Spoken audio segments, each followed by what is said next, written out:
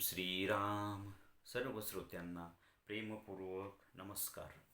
श्रोते हो, आपण स्वामी विद्यानंद यांच्या भावार्थ रामायण संक्षिप्त या ग्रंथाच्या आधारे निर्माण झालेला मला भावलेले भावार्थ रामायण अर्थात आत्मपरायण हा ग्रंथ आपण इथे पाहत आहोत. आज युद्धकांडातील अध्याय 50वा हनुमंत पर्वत पूर्वस्थळी ठेवतो या अध्यायातील साधकाच्या दृष्टीने पाहू. याही मधील राहिलेला भाग आज आपण पाहणार आहोत. ओम श्रीराम. साधकाच्या दृष्टीने पाहू यामधील राहिलेला भाग.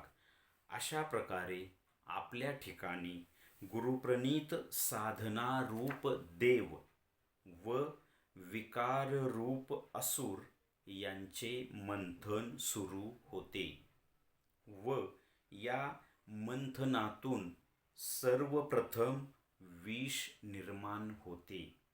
कारण आपल्या ठिकाणी देवशक्ती कमी प्रमाणात व या विकाररूप असुर शक्ती जास्त प्रमाणात असतात. मग या घुसळण्यातून विकाररूप विषच प्रथम पृष्ठभागावर येणार ना. आणि ते विष म्हणजेच अध्यात्म प्रवासात येणारे अडथळे, संकटे, व्याधी, भोग, पीडा, वेदना इत्यादी इत्यादी. आणि या विषाचे शमन फक्त शिवच करू शकतात. म्हणून साधकाला अध्यात्म प्रवासात प्रथम शिवाची म्हणजेच चैत्यपुरुषाची प्राप्ती होते किंवा प्राप्ती करून घ्यावी लागते. मग ते हृदयस्थ शिव म्हणजेच सद्गुरू साधकाची साधनेद्वारे संपूर्ण शुद्धी करून घेतात व षटचक्रांचे भेदन होऊन मग तो साधक भ्रूमध्यस्थित आज्ञाचक्रावरील सद्गुरूंच्या स्वाधीन होतो. त्यानंतर ते सद्गुरू त्या साधकाचा पुढील अध्यात्म प्रवास स्वतः करवून घेतात आणि ते सद्गुरू त्या साधकाला पुढे औटपीठ, श्रीहाट, गोल्हाट या मार्गाने ब्रह्मगुंफेमध्ये घेऊन जातात व तिथे असलेल्या चंद्रामृत तळे म्हणजेच सहस्रदलकमली स्थित असलेल्या अमृतमय आत्मतत्वाची प्राप्ती करून देतात. असे हे आपल्या ठिकाणी घडणारे समुद्र मंथन किंवा साधना मंथन आहे व हेच रहस्य वरील कथेत सांगण्यात आलेले आहे. आता आपण या भागाचं राहिलेलं थोडक्यात आपण सार पाहायचा प्रयत्न करूया. आपण मागच्या 2 भागामध्ये पाहिलं. कथेमध्ये समुद्र मंथनातून अमृत निर्मिती कशी झाली, ते अमृत ज्या ज्या ठिकाणी पडलं त्यातून त्या संजीवनी औषधे कशी निर्माण झाल्या की ज्या संजीवनी औषधीने आता लक्ष्मणाचे प्राण वाचलेले आहेत. याविषयीची आपण कथा पाहिली. त्याचा साधकाच्या दृष्टीने कसं तोही भाग आपण पाहिला. त्यामधीलच आता जे अवशेष राहिलेलं आहे तो भाग आपण थोडक्यात पाहूया. इथे असं म्हटलं की अशा प्रकारे साधकाच्या ठिकाणी जे साधना मंथन होतं आणि त्या साधना मंथनातून साधकाला अमृत स्वरूप आत्मतत्वाची प्राप्ती कशी होते हा आपण भाग पाहतोय. इथे साधकाच्या ठिकाणी हे जे साधना मंथन होतं तर ते साधना मंथन म्हणजे काय तर साधकाला त्याच्या पूर्वपुण्याईने आत्मसाक्षात्कारी सद्गुरूंची भेट होते व त्या सद्गुरूंकडून त्याला गुरुप्रणीत साधना प्राप्त होते व ती गुरुप्रणीत साधना म्हणजेच साधकाच्या ठिकाणचे देवस्वरूप आहे. समुद्रमंथन कुणी केलं? देव आणि असुर, सूर आणि असुर, देव आणि राक्षस यांनी मिळून समुद्रमंथन केले, एकांगी नव्हे. तोच संकेत साधकाच्या ठिकाणी पण असतो. साधकाच्या ठिकाणी सुद्धा देव आणि असुर आहेत. देव म्हणजे काय?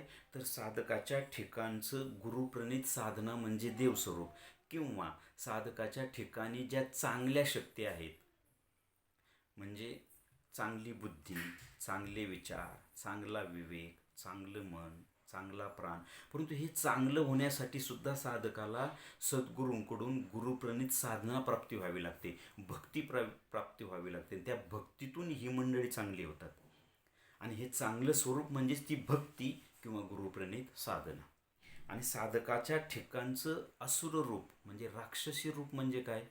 तर जे विकार, वासना, षडरिपू, काम, क्रोध, लोभ, मोह, मद, मत्सर, हे जे सगळे षडरिपू आहेत ना, हे म्हणजे साधकाच्या ठिकाणचं राक्षस स्वरूप किंवा असुर स्वरूप आहे. आणि आता या देवस्वरूपाचं आणि या असुर स्वरूपाचं मंथन सुरू होतं. मंथन, घुसळण सुरू होतं. आपण मंथन, दह्याचं जे आपण दुधाला विरजण घालून जे मंथन करून त्यातून जे लोणी काढतो आणि त्या लोण्यातून जे तूप निर्माण होतं, ते तूप म्हणजे अमृतत्व आहे. आता इथे मंथन कशाचं आहे? चांगल्याचं आणि वाईटाचं मंथन आहे. चांगलं इथे काय? गुरुप्रणीत साधना आहे. आणि गुरुप्रणीत साधना आणि हे विकार यांचं इथं मंथन सुरू होतं. आणि हे मंथन, समुद्र मंथनामध्ये मंदार पर्वताचा रवी केलाय आणि वासुकी नागाचा दोर केलाय.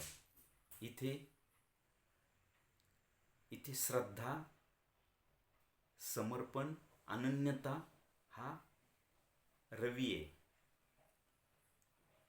आणि दोर भाव, भक्ती, प्रेम, आस्था, अभिप्सा,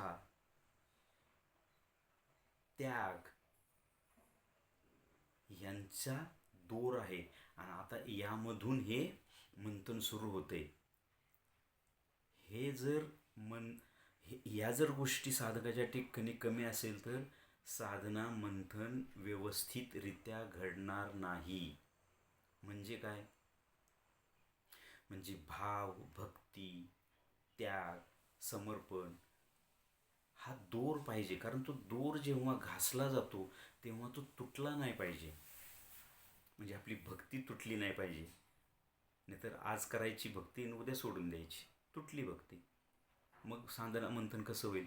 समुद्र मंथन कसं होईल? किंवा जो रवी आहे तो दृढ श्रद्धेचा, निष्ठेचा, अनन्यतेचा, समर्पणाचा, हे जर कमी पडलं की तो रवी तुटला. मग मंथन कसं होणार? आणि मग ते अमृत स्वरूप आत्मतत्व कसं प्राप्त होणार? मग हे भक्कम असलं पाहिजे साधकाचं, तेव्हा ते मंथन होऊ शकतं. आणि मग त्या मंथनातून प्रथम काय बाहेर पडतं? समुद्र मंथनातून सगळ्या जी रत्न बाहेर पडली त्यात सगळ्यात अगोदर विष बाहेर पडले. साधकाच्या ठिकाणी साधना मंथनातून अगोदर विष बाहेर पडतं. विष म्हणजे काय? तर विष म्हणजेच साधकाच्या साधना प्रवासामध्ये येणारे अडथळे, संकटे, वेदना, पीडा, प्रारब्ध भोग, शारीरिक व्याधी, अपमान, भयंकर विरुद्ध परिस्थिती, गरिबी, अन्न न मिळणे, अशा खूप गोष्टींना साधकाला सामोरे जावं लागतं. आणि हे सगळं म्हणजे विष आहे. आणि हे समुद्रमंथनातलं जे विष निघालं ते कुणी प्यायलं? शिवाने. इथे कोण प्यातय म्हणजे कोण पिणार आहे? तर माझ्या ठिकाणी असलेला शिव. म्हणजे चैत्यपुरुष म्हणजे सद्गुरू. म्हणजे काय होतं आता बघा, विकार वासना यांनी हल्ले केले, आपल्याला शक्ती कोण देतं? आपले सद्गुरू म्हणजे शिव देतो, म्हणजे चैत्यपुरुष देतो. आपल्या जी विरुद्ध परिस्थिती निर्माण झाली त्याच्यावर मात करण्याची शक्ती कोण देतं? शिव म्हणजे सद्गुरू. या सगळ्याच म्हणजेच हे विष कोण पचवते आपल्या ठिकाणी? आपल्या ठिकाणी सुद्धा शिवच म्हणजे चैत्यपुरुष म्हणजेच आपले सद्गुरू हे विष पचवतात, आपल्याला ते पचवून घेतात आपल्याकडून.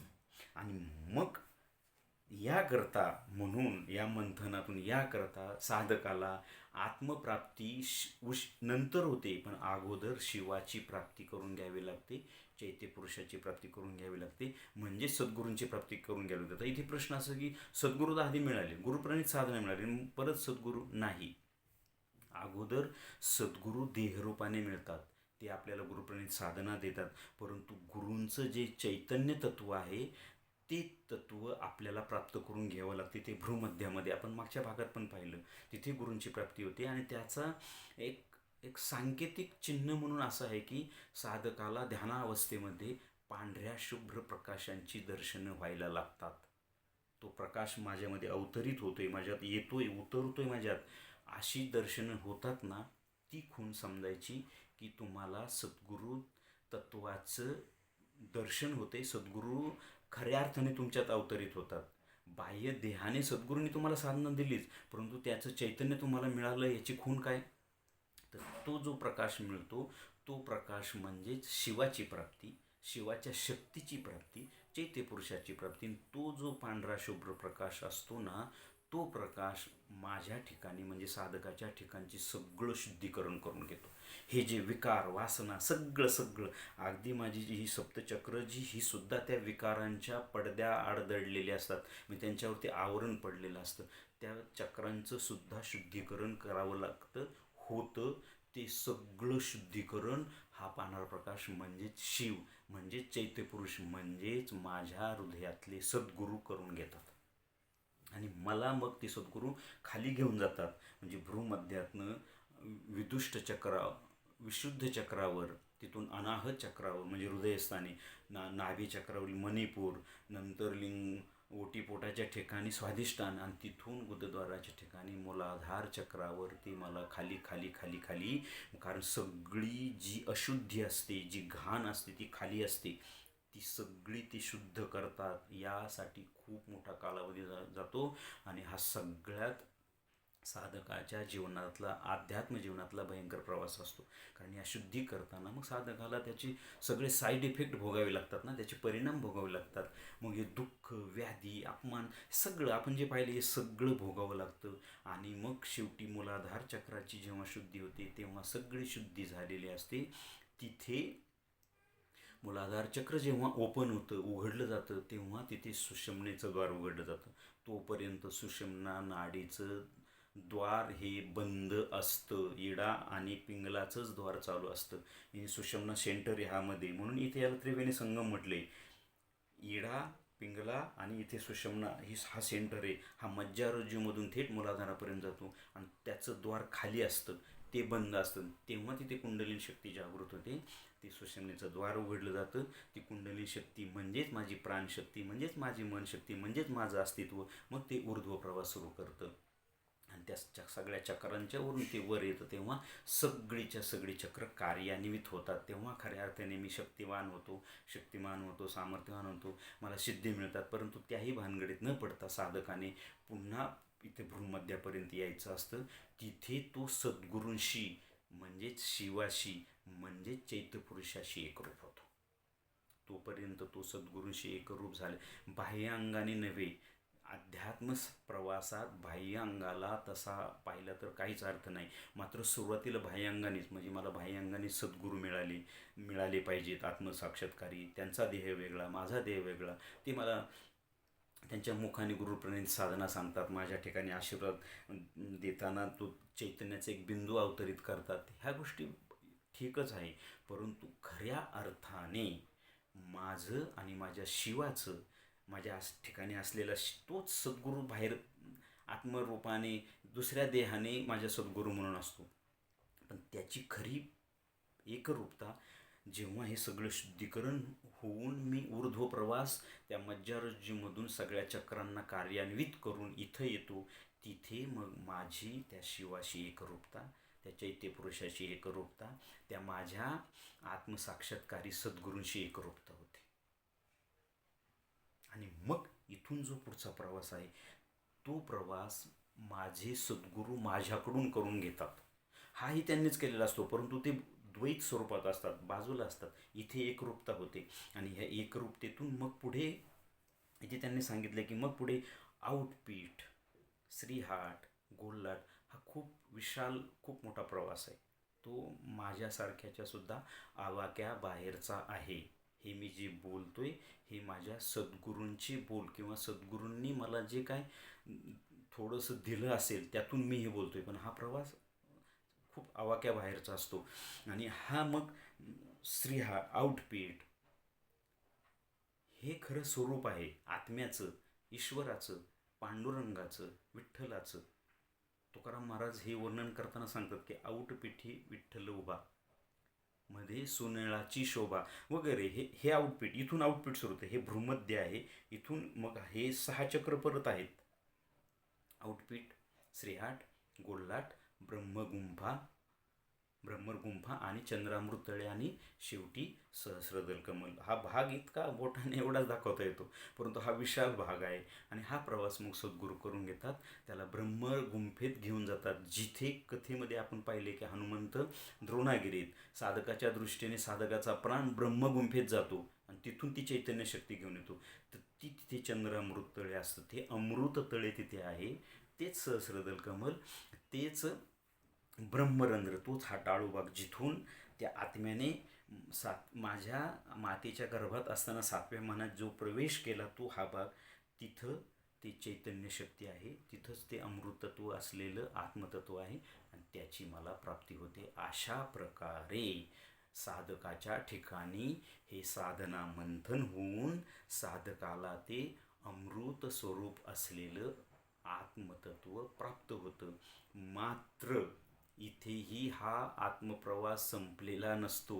इथे फक्त साधकाला आत्मसाक्षात्कार होतो आणि तो आत्माच मग पुढे झेप घेतो. मग पुढे वैश्विक स्वरूपात, वैश्विक स्तरावर, त्यानंतर ब्रह्मस्तर, त्यानंतर मग परब्रह्मस्तर आहे. हा खूप मोठा विशाल प्रवास आहे. मात्र आपल्याला हा करायचा आहे सद्गुरूंच्या कृपेने. आणि हेच या अध्यायाचं, या भागाचं सार असावं असं मला वाटतं. श्रीरामार्पणमस्तु. हरिओम तत्सत. ब्रह्मार्पणमस्तु.